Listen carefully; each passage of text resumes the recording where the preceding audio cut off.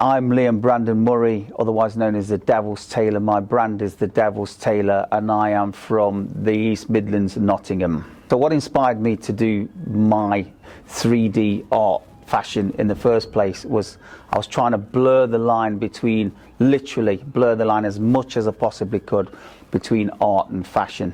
If you look at the moment what's going on out there, you will see that the fashion world are only just starting to put AI images out of this 3D fashion.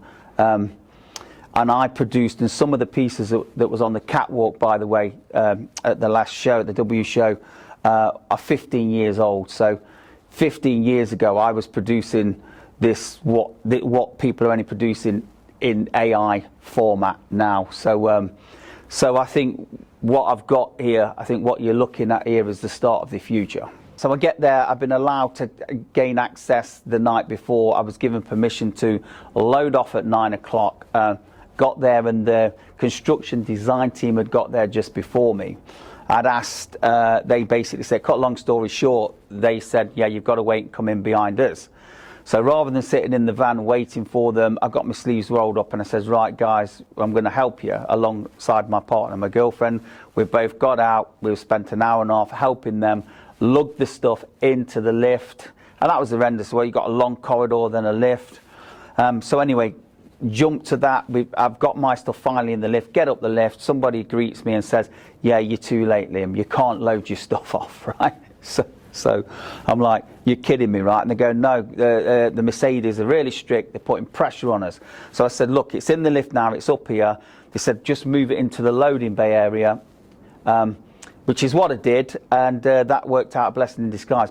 Because of the nature and the size of the pieces that I have, it ended up being my changing area for the models, and I got an exclusive area to myself. So anyway, yeah, so we heard the fire alarm, and then we heard, please evacuate the building. I had the models there, my design team was there, and we was all looking at one another saying, this is great, right? This is a part of the show. And I was like, shit, I wish I'd have thought of that, evacuate the building. It was cool as fuck, you know. And so eventually this guy comes along in the fluorescent coat saying, right, everybody out the building, get out quickly.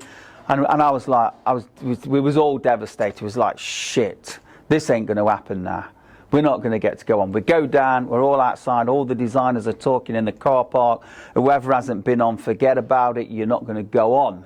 You know, and we've gone through all this stuff, and I thought, that's it now. It's 15 minutes before I'm about to go on, the whole thing gets snatched away. Right, so that's where I was left, right? So and then all of a sudden the team pulled it together. We got to go back in. I got to go on. I was like, thank you. And yeah, and I managed to show my collection at that point, which is marvelous. This is yes, this is my first time working at London Fashion Week and with the W. Definitely would work with them again. I've talked about all the stressful points, but at the same time, they've taken care of me really well. You know, I could not have asked for more for what they did for me. You show me a fashion show that works without any issues, and I'll tell you to show me the way to it, because they don't exist. So all of that stuff is a part and parcel of the thing. But I would love to work with the W again, and I hope I do. I'm raring for it. I'm ready. Bring it on. Let me have it.